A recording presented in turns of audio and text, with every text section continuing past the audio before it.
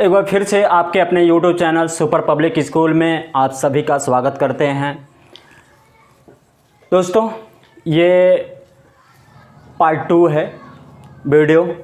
इसके पहले आप पार्ट 1 वीडियो नहीं देखे हों तो आप इस चैनल पर पहली बार आए हों तो आप पार्ट 1 इंग्लिश बेसिक ग्रामर का पार्ट 1 पे जाकर जो है इस वीडियो को देख सकते हैं। इस ग्रामर का बेसिक बिल्कुल जीरो से स्टार्टिंग किया गया है, उसमें बेसिक है और वहाँ से आप समझ सकते हैं, क्योंकि जब आप स्टार्टिंग से समझते हैं तो काफ़ी आपको अंडरस्टैंडिंग होता है। सो मैं रिक्वेस्ट करता हूं कि आप यदि आप पार्ट 1 वीडियो नहीं देखे हों इंग्लिश बेसिक ग्रामर का तो आप पार्ट 1 उसको देख लें, फिर पुनः पार्ट 2 वीडियो देखें। पार्ट 2 वीडियो में बहुत इम्पोर्टेंट टॉपिक है जो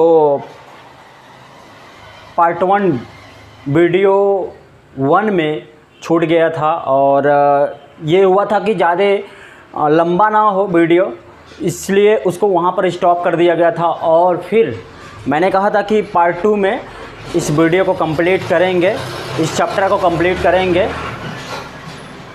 तो पार्ट 2 है बहुत important topics English basic grammar का, जो हर स्टूडेंट को ज़रूरत है, चाहे एकेडमिक लेवल का स्टूडेंट हो, चाहे हायर लेवल का स्टूडेंट हो, चाहे कंपटीशन का स्टूडेंट हो, कंपटीटर हो। सो जितने भी सारे स्टूडेंट हैं उन सब के लिए जो है बेनिफिट है। If any students want to speaking, so for that students very useful this video, so I think all type students can join this channel. My dear students, आपको गोल बनाना होगा। यदि आप इंग्लिश सीखना चाहते हैं, यदि आप इंग्लिश बोलना चाहते हैं तो आपको एक गोल बनाना होगा। विदाउट गोल कुछ भी नहीं कर सकते अपने लाइफ में, ओके? क्योंकि बोला जाता है कि if any person who does not have any goal can not achieve successful in life, okay? So my dear students, यदि आपके लाइफ में कोई गोल नहीं है, कोई लक्ष्य नहीं है तो आप सक्सेसफुल नहीं हो सकते, आप अपने ज़िंदगी में सफल नहीं हो सकते। तो सबसे पहले आपको अपना गोल बनाना होगा, अपना टारगेट बनाना होगा, चाहे कोई भी हो। गोल्स जैसे मान लीजिए अभी आप इंग्लिश देख रहे हैं, इंग्लिश पढ़ रहे हैं, तो आपको इसका ही जो है आपका गोल होना चाहिए कि मुझे जो है इंग्लिश स्पीकिंग सीखना है या इंग्लिश बेसिक ग्रामर सीखना है।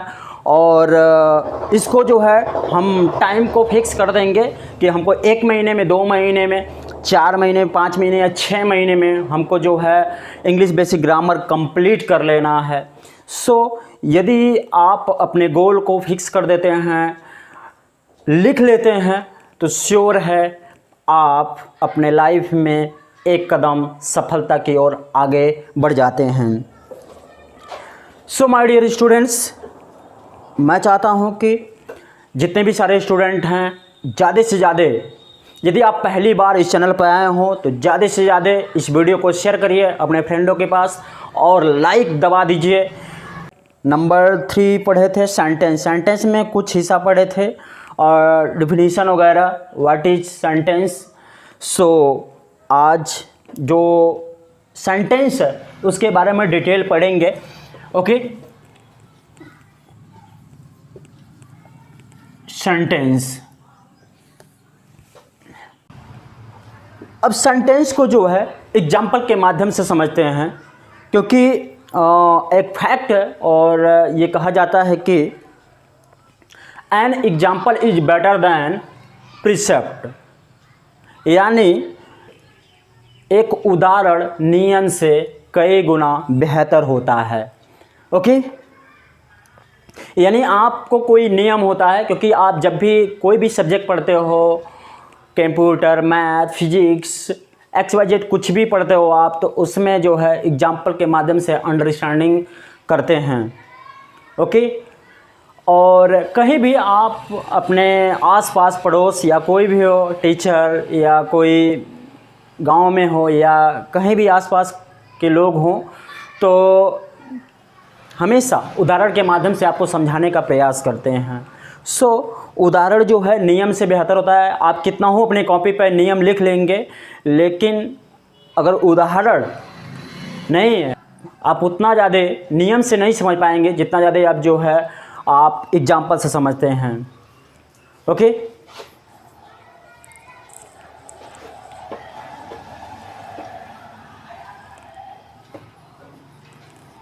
तो आइए एग्जाम्पल से समझते हैं।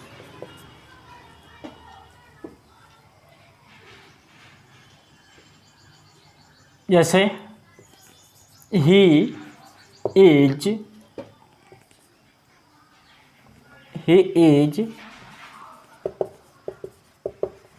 Writing a letter.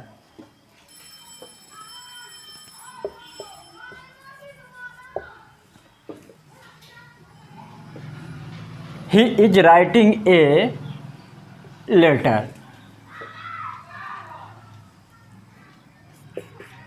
Next, Narendra Modi is the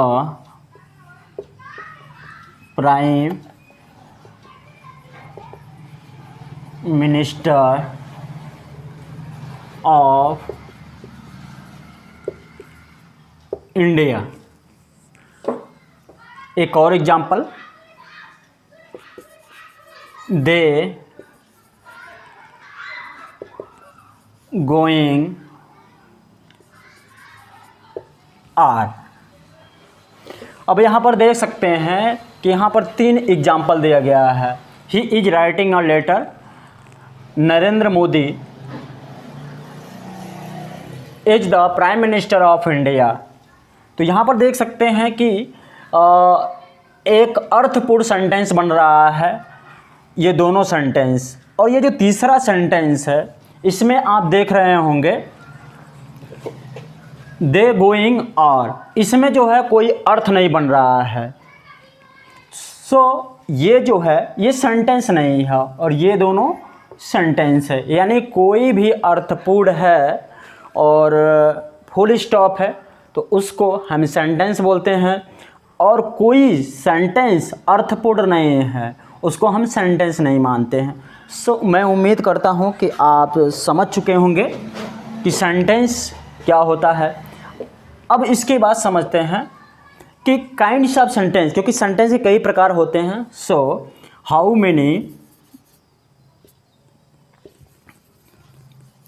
many kinds of sentence.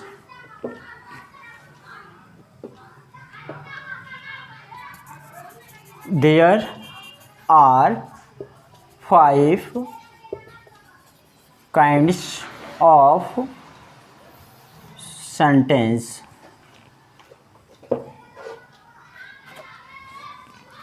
There are 5 kinds of sentence. Sentence के 5 प्रकार होते हैं। पहला, affirmative sentence.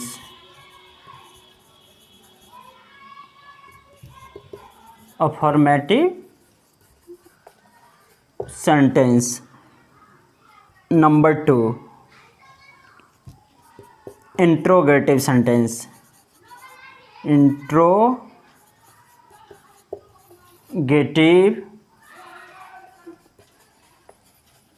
Sentence. Number 3,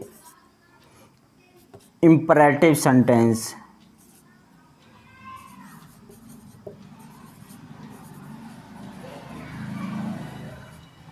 number 4,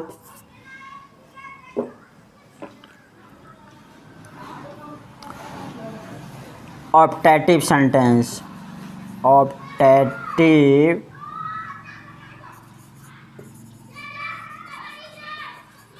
sentence। Number 5, exclamatory sentence।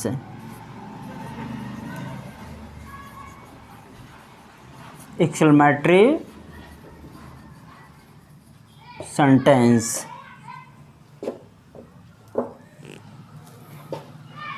Okay, so ये 5 काइंड है सेंटेंस के, और ये सेंटेंस जो काइंड्स है आर वेरी हेल्पफुल जब आप स्पीकिंग करते हैं, जब आप कन्वर्सेशन करते हैं, और जब आप रिटन के तौर पे आप इंग्लिश सीखते हैं, तो भी आपको हर जगह जो है इस 5 सेंटेंस से आपको बहुत महत्वपूर्ण और बहुत बेनिफिट है, आपको जो है काफ़ी हेल्पफुल होगा। तो 5 काइंड को जो है डिटेल में पढ़ते हैं। पहला काइंड है affirmative sentence. Affirmative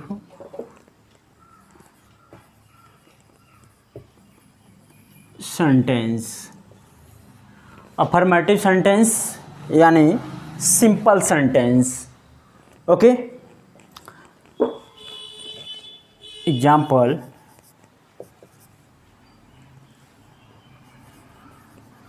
Ravi is a good boy. Ravi is a good boy. So ये ना तो इसमें इंट्रोगेटिव होता है, ना आप किसी से क्वेश्चन करते हैं, और ना ही जो है ऐसा कोई एक्सप्रेशन होता है। सो आप समझ सकते हैं बिल्कुल सिंपल, जिसको हम कह सकते हैं अफर्मेटिव सेंटेंस। ओके, अब अफर्मेटिव सेंटेंस जो होता है वो 2 टाइप में होता है। Affirmative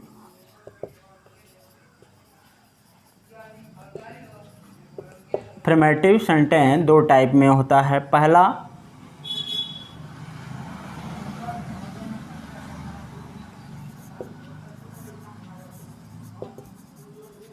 affirmative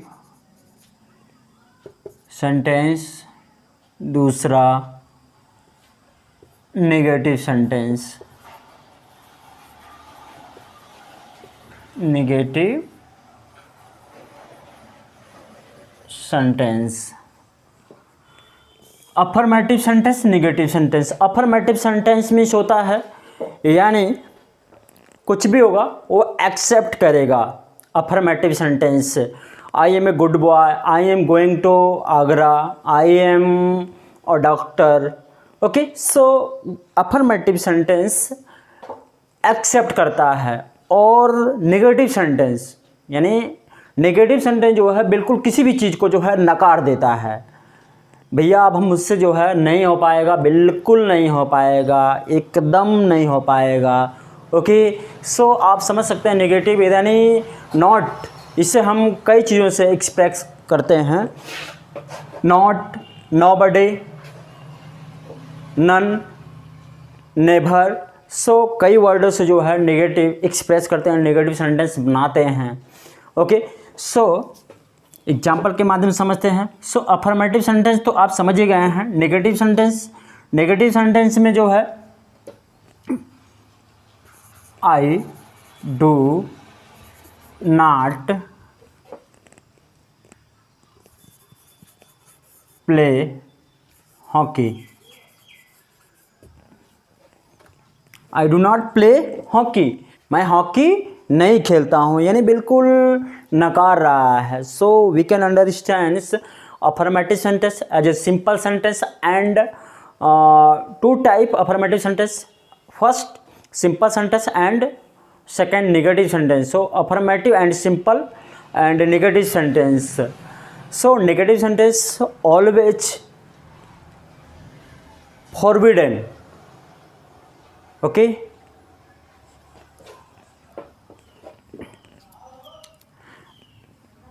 negative sentence don't accept and affirmative sentence always accept. So आप समझ सकते हैं कि अफर्मेटिव सेंटेंस एक्सेप्ट करता है, नेगेटिव सेंटेंस एक्सेप्ट नहीं करता। तो दूसरा है, अब हम ये पहला था number 2 interrogative sentence, interrogative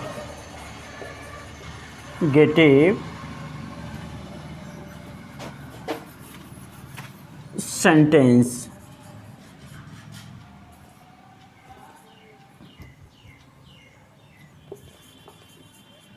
Interrogative sentence. What is interrogative sentence? So interrogative sentence we can say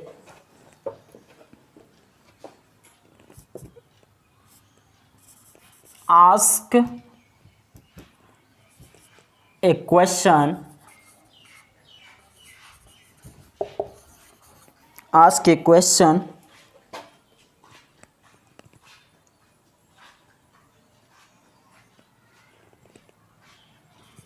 is called interrogative sentence, interrogative sentence। Interrogative sentence उसे कहते हैं, यानी हम जब किसी से प्रश्न पूछते हैं, क्वेश्चन करते हैं, सो उसको हम इंट्रोगेटिव सेंटेंस कहते हैं। इंट्रोगेटिव सेंटेंस कई तरीके से पूछ सकते हैं। WH क्वेश्चन वर्ड से हम क्वेश्चन कर सकते हैं, या हम सबसे पहले हेल्पिंग वर्ब लगा के क्वेश्चन कर सकते हैं। तो जब हम हेल्पिंग वर्ब पहले लगाते हैं तो जब उसका आंसर देते हैं तो हम अलग तरीके से देते हैं। जब हम क्वेश्चन वर्ड से क्वेश्चन करते हैं तो उसको हमको डिटेल में देना होता है आंसर। सो एग्जांपल के माध्यम से समझते हैं। जैसे यदि आप WH से क्वेश्चन पूछते हैं, एग्जाम्पल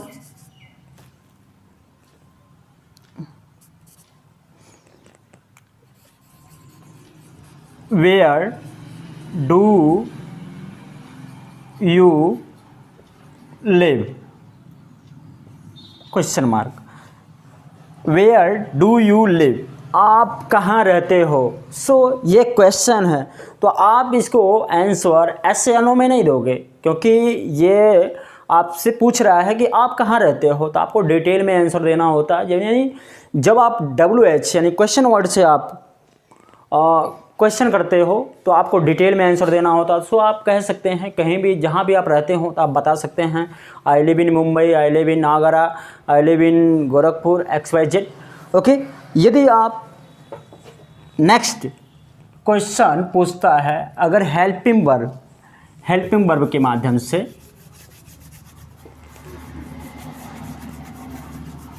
हेल्पिंग वर्ब के माध्यम से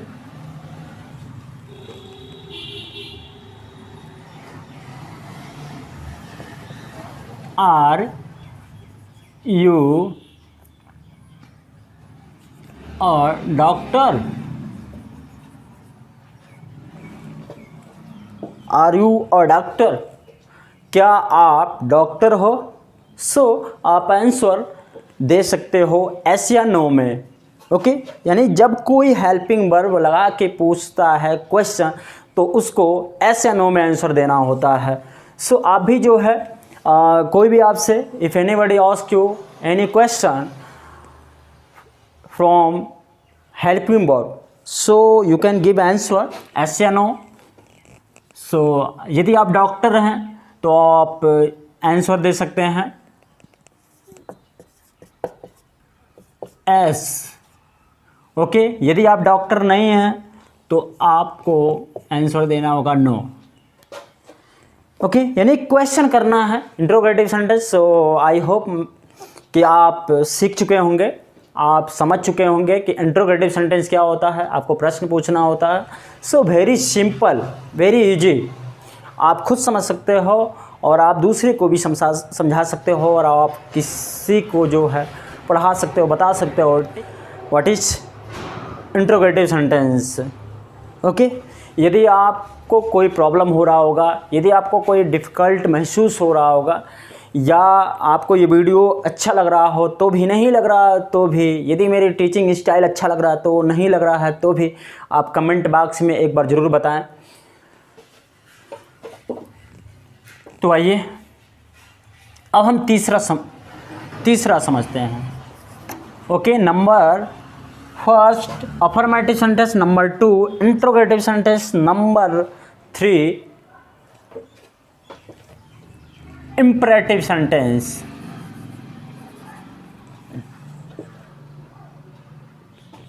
imperative sentence,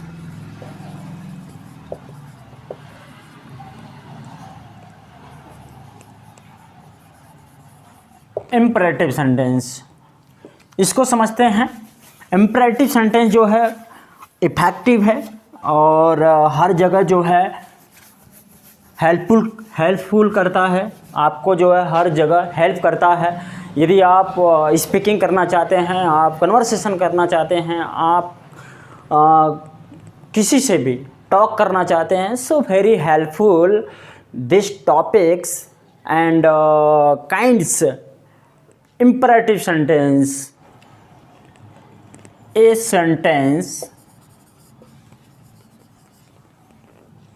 sentence that express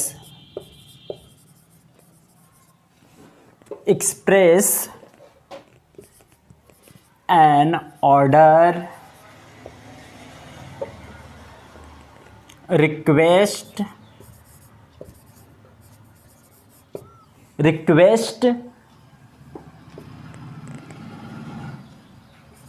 or a piece of advice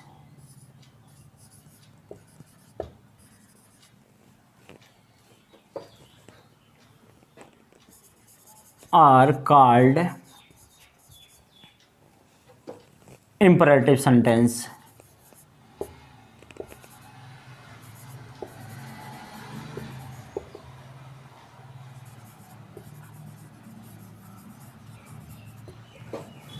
imperative sentence, okay, यानी जब हम ऑर्डर करते हैं या रिक्वेस्ट करते हैं, एडवाइस देते हैं, वहाँ हमको जो है इम्परेटिव सेंटेंस की ज़रूरत होती है। इम्परेटिव सेंटेंस बहुत हेल्पफुल है हमको कन्वर्सेशन में, स्पीकिंग में और रिटन में। सो एग्जाम्पल के माध्यम से समझते हैं। जैसे मान लीजिए इसमें दिया ऑर्डर से, जैसे give me a pen,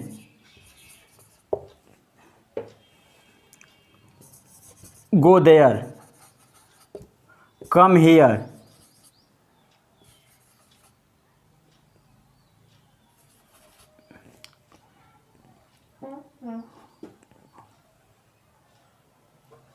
okay. So यहाँ पर आप बोर्ड पे देख सकते हैं, give me a pen, go there, come here, okay, ये ऑर्डर दे रहा है। अब यहाँ पर और भी देख सकते हैं, request,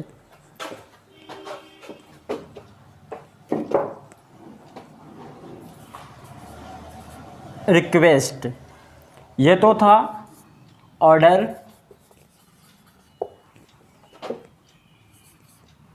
please come here,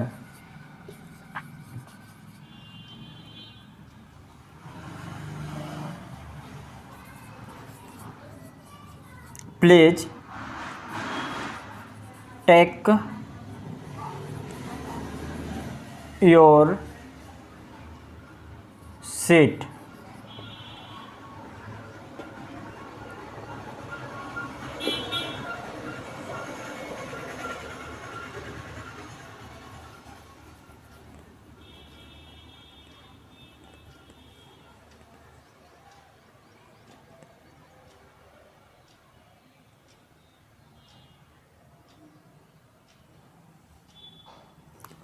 please give me a book,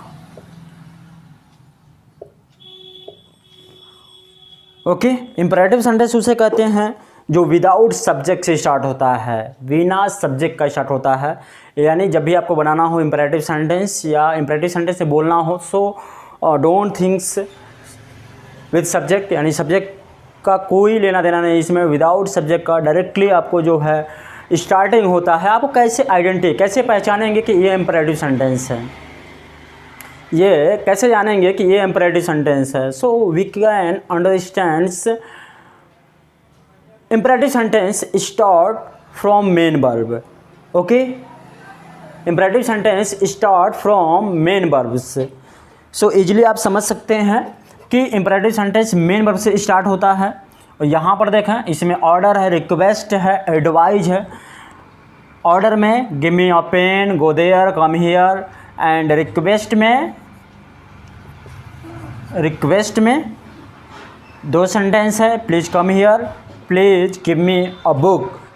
इसी तरीके से जो है तीसरा है एडवाइज। एडवाइज क्या है? यानी जब आप सलाह देते हैं, जैसे डॉक्टर को आपने देखा होगा कि सलाह देता है कि please take medicine on time, please take medicine on time. So this is advise, ये एडवाइज है। सो मुझे उम्मीद है कि आप ये तीसरा काइंड जो इम्परेटिव है आप इसे अच्छी तरीके से समझ चुके होंगे। अगर नहीं समझ में आया होगा तो प्लीज़ कमेंट करके आप मुझे बताएंगे, ताकि मैं पुनः आपको एक बार फिर से बता सकूं। आप इसको जितना बार चाहो उतना भी जो है इस वीडियो को जो है फिर से रीप्ले करके आप देख सकते हैं। ओके, यदि आपको वीडियो अच्छा लगा हो, अगर आपको ये नॉलेज दिया हो, सो आप ज़्यादा से ज़्यादा लाइक और ज़्यादा से ज़्यादा अपने फ्रेंड को शेयर कर दीजिए। और पहली बार इस चैनल पर आए हों तो सब्सक्राइब करना ना भूलिए। और तब तक के लिए जय हिंद, जय भारत।